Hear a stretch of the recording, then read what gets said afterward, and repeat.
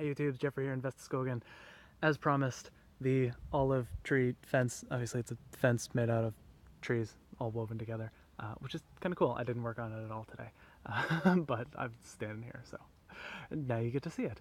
But today, all practical, no theory, no philosophy today, I had an interview with Parkwind, and it went really well.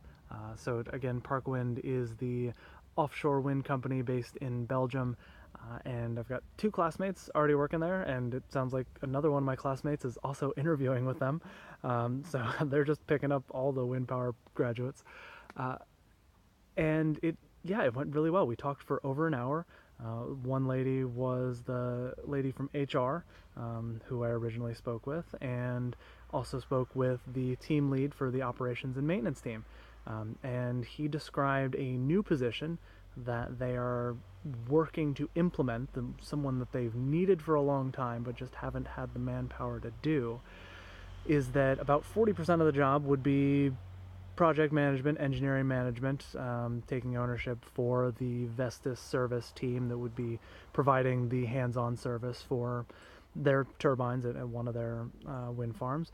But the other 60% would be A, interfacing with the local university with some of the projects they've been working on predictive maintenance, and B, starting to work with a new software program that they're using or will be using for monitoring turbines and monitoring data, and really just learning the software, learning the program, taking it on as my baby, and making it work for the company, and then teaching the rest of the company how to use it. So basically, they're describing a position in which I would get practical hands-on experience in the industry, project management experience, and also the opportunity to solve complex problems and work in flow significant portions of the day. So that turned out way more exciting than I thought it was going to. However, I can't get too excited. They have not offered any official offer of employment yet. So I will keep my fingers crossed. They said they'll have a decision by next week, but signs looked good. My classmate who already works on that team said he got some good feedback. And I mean, by the end of the conversation, we were already talking about benefits and visa requirements.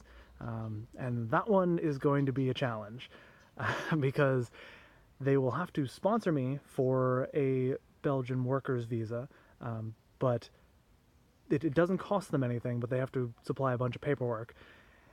And I can't actually enter Belgium until I have that work permit, but the process is probably going to take about 6 to 8 weeks from the point we start the process, and I only have about 7.5 weeks left on my tourist visa in the Schengen area.